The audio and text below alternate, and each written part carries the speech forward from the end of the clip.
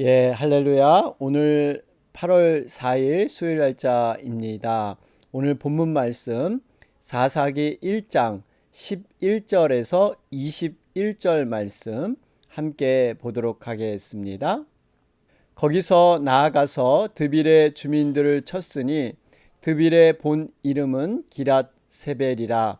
갈렙이 말하기를 기랏세벨을 쳐서 그것을 점령하는 자에게는 내 딸 악사를 아내로 주리라 하였더니 갈렙의 아우 그나스의 아들인 온니엘이 그것을 점령하였으므로 갈렙이 그의 딸 악사를 그에게 아내로 주었더라.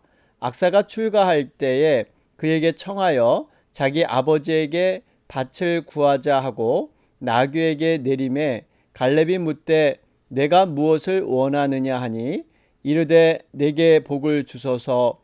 아버지께서 나를 남방으로 보내시니 샘물도 내게 주소서 하매 갈렙이 윗샘과 아랫샘을 그에게 주었더라. 모세의 장인은 겐 사람이라 그의 자손이 유다 자손과 함께 종려나무 성읍에서 올라가서 아랏 남방의 유다 황무지에 이르러 그 백성 중에 거주하니라.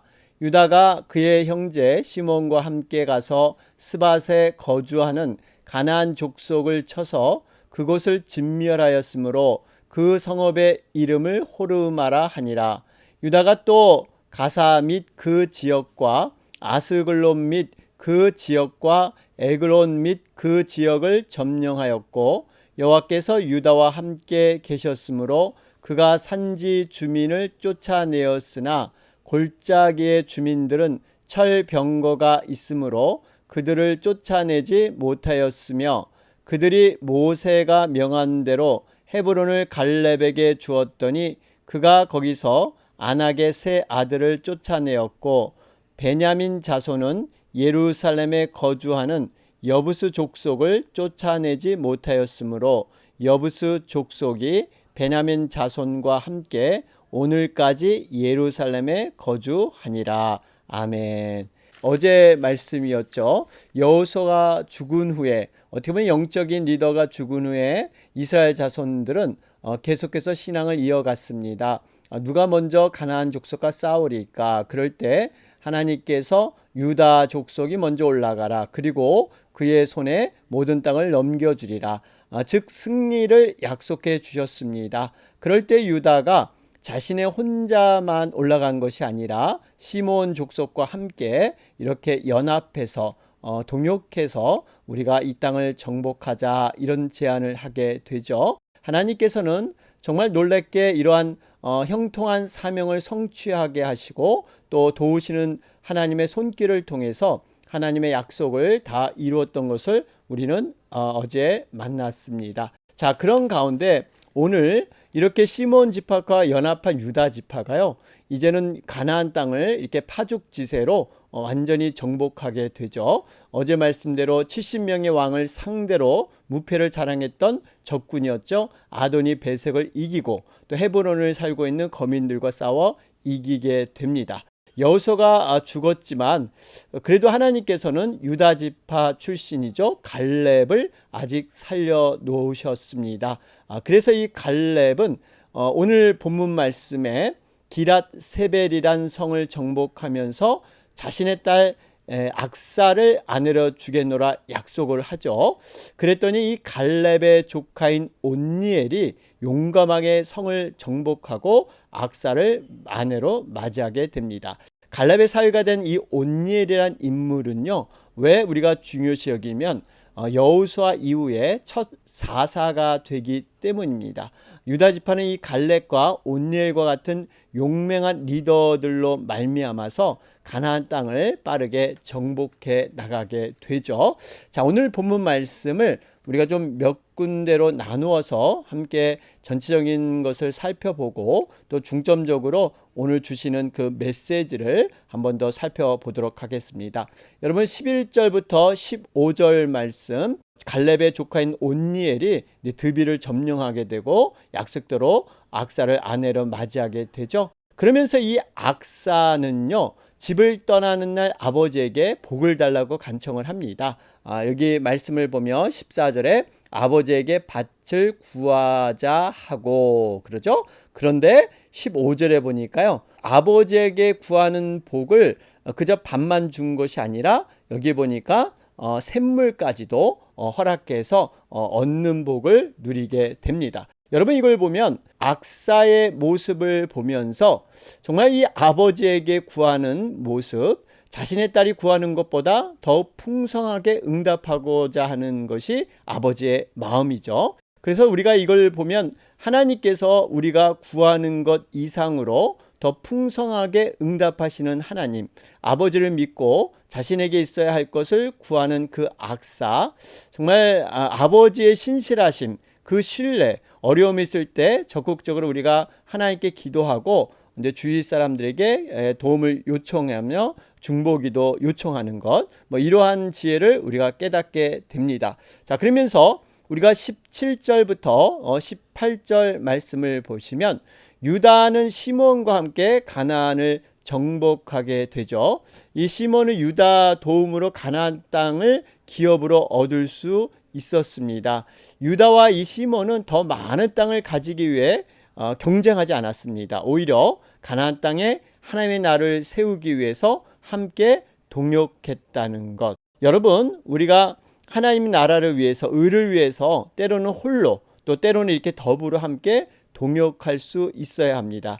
여러분, 하나님의 나라는요, 나 혼자 강하게 커짐으로 이루어지는 것이 아닙니다. 하나님의 나라는 연약한 자들이 모여서 함께 건강하게 세워져 가는 것이죠. 하나님의 나라는 내가 강해지는 것이 아닙니다. 하나님의 나라는요, 본질이 뭐냐면 가장 강하신 하나님께서 나의 힘이 되어 주는 나라. 여러분, 이것이 진정한 하나님의 나라의 의미인 줄로 믿습니다. 그래서 내가 더 많은 복을 받기 원하는 것보다 하나님 나라를 위해서 연약한 자들이 온전해질 수 있도록, 여러분, 섬기는 리더십이죠. 남이 잘 되기를 바라는 마음, 여러분, 이것을 통해서 하나님을 더욱더 크게 경험하게 될 줄로 믿습니다.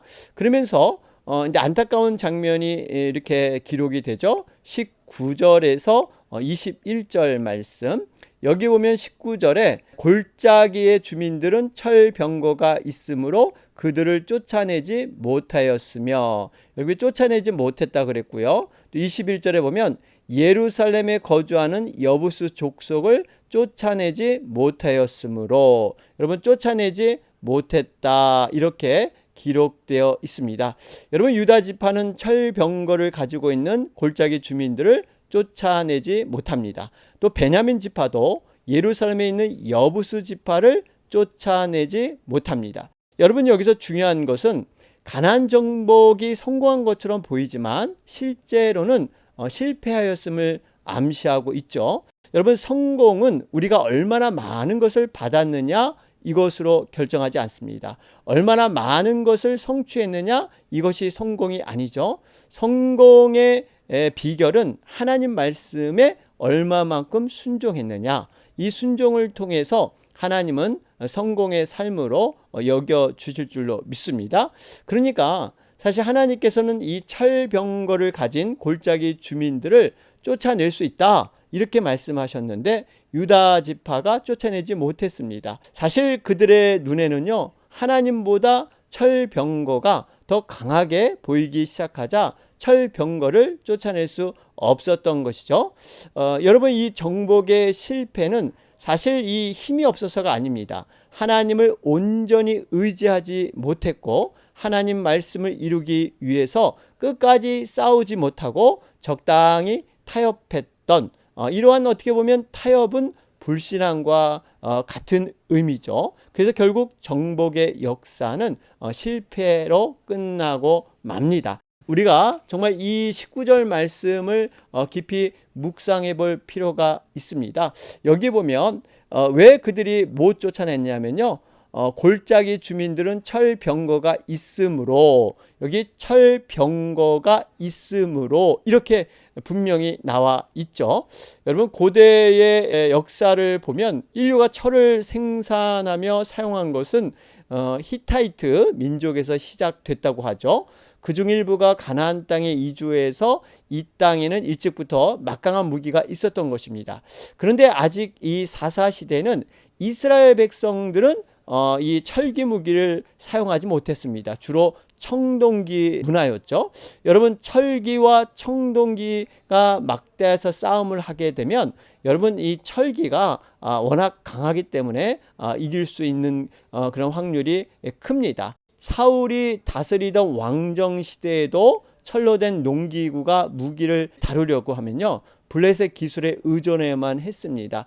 사사시대에 사용한 무기는 철병기 앞에서 참 무기력한 이러한 보잘것없는 모습이었을 것입니다. 19절 말씀에 이러한 유다 지파가 골짜기 거민을 정복하지 못한 이유가 바로 상대방의 최신 무기, 이러한 것 때문에 이루지 못한 것처럼 이렇게 기록되어 있는데, 실상은요, 이들에게는요 정말 이 전쟁에 대한 승리의 확신, 또 하나님에 대한 믿음, 여러분, 이러한 것이 분명하지 못했기 때문에 결국 그들은 패할 수밖에 없었습니다. 우리가 잘 아는 여러분, 골리앗과 다윗의 싸움, 여러분 아시잖아요. 골리앗은 큰 칼과 배틀채 같은 창을 가지고 나왔죠. 그러나 다윗은 어린 목동으로서 손에 막대기 하나 있었고요, 물맷돌 몇 개밖에 없었습니다. 그러나 다윗은 고백을 합니다. 정말 너는 칼과 창과 단창으로 내게 오거니와 나는 만군의 여호와 이름 곧 내가 모욕하는 이스라엘 군대의 하나님의 이름으로 내게 가노라. 그렇죠. 여러분, 다윗은 전쟁의 승리가 칼과 창과 같은 무게에 있는 것이 아니라 하나님께 달려있다, 이것을 고백을 해서 승리를 얻을 수 있었습니다. 이 유다 지파가 이 싸움을 하는 것은요, 정말 하나님을 의지하고 정말 신뢰했다면 충분히 이 거민들을 이길 수가 있었던 것이죠. 결국 이 모든 것은 불신앙의 모습에서 비롯됐다라는 것을 알 수가 있습니다. 사실 그래서 이 19절 말씀을 이렇게 다시 보면요, 사실 이 우리 한글 성경에는 마치 이스라엘 백성들이 능력이 안 돼서 상대방이 너무 강력해서 못 쫓아낸 것처럼 이렇게 해석이 되는데요, 히브리 원어를 살펴보면요, 이것은 능력이 없어서 쫓아내지 못한 것을 가리키는 말이 아닙니다. 유다 지파는 충분히 싸워서 이길 수 있는 힘과 능력이 있었음에도 불구하고 누구 하나 철병거와 싸울 용기와 믿음이 없어서 고의적으로 그들과의 싸움을 회피한 것입니다. 이는 결국 무엇이 문제입니까? 환경이 문제가 아니라 믿음이 문제다. 하나님 말씀에 대한 절대 확신이 없었다 하는 것을 볼 수가 있습니다. 이러한 모습이 또 베냐민 자손에게도 나타나죠. 21절 말씀을 보시면 베냐민 자손은 예루살렘에 거주하는 여부스 족속을 쫓아내지 못하였으며, 오히려 이제 이 베냐민 자손이요, 오늘날까지 예루살렘에 거주하니라. 21절 보세요. 여러분, 이제 함께 이 지금 이스라엘 백성이 지금 쫓아내야 될 대상인 가나안 족속과 함께 더불어서 살게 되는 이런 어처구니 없는 일이 벌어지게 됩니다. 여러분, 이것은 하나님 분명한 말씀에 대한 불순종이었죠. 여러분, 하나님께서 주신 사명을 회피하는 것, 이건 직무유기에 해당이 됩니다. 여러분, 유다 지파를 보면 초반에는 열심히 정복해서 싸움을 했지만 적이 두려워서 이렇게 점점 그 하나님의 사명이 무너져 버리는, 그러면서 우리가 순종이라는 것을 다시 한번 돌아보게 됩니다. 순종은 90% 순종하고 내가 80% 70%, 여러분, 이것은 결국 하나님 앞에 불순종과 같다. 결국 우리는 정말 100%를 순종하기 위해서 애써야 된다 하는 것도 깨닫게 됩니다. 여러분, 사명을 온전하게 완수하지 못하면요, 그로 인해서 언젠가는 침체와 고난이 따른다. 결국 이 가나안 족속을 남겨놨기 때문에 여러분 이스라엘 백성들이 그들과 혼인하고 그 우상 숭배에 빠지는 이런 어처구니 없는 일들이 일어나게 되죠. 그렇기 때문에 우리는 과연 어떻게 우리의 주어진 사명 이것을 온전히 감당해야 하나 하는 것들을 우리가 다시 한번 돌아보게 됩니다. 그러면서 여러분들 오늘 말씀을 정리해 보면요. 하나님은 분명히 우리의 믿음의 분량대로 역사한다는 것입니다. 헤브론을 점령한 이 갈렙은 남쪽에 인접한 이 드비를 치고자 했죠. 온니엘이 드비를 점령하고 첫 번째 사사로 등장을 합니다. 그러면서 여러분 이 최후 승리를 우리는 어떻게 얻을 것이냐? 믿음의 싸움은요 중단돼서는 안 되고 계속 나아가야 됩니다.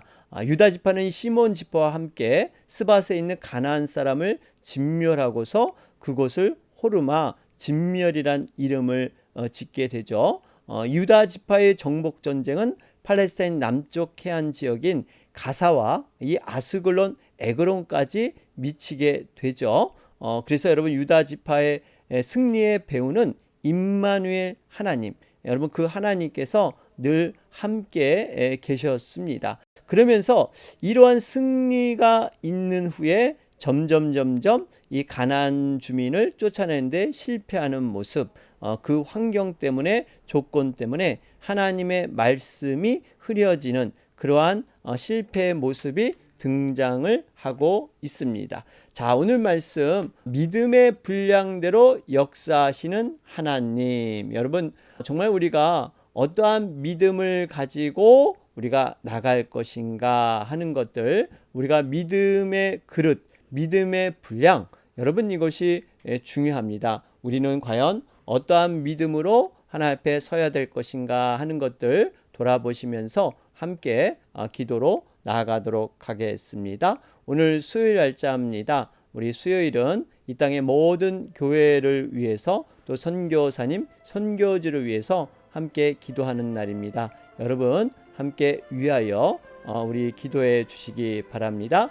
우리가 후원하는 4군데 우리 선교지가 있죠. 우리 멕시코 우리 양국지 양훈식 선교사님, 인도의 이주상 이숙경 선교사님, 또 열림은 선교의 김득주 장로님, 또 우리 프레즈노 몽족 우리 황 선교사님 가정을 위해서 여러분 함께 기도해 주시기 바랍니다. 다 같이 기도 드리겠습니다.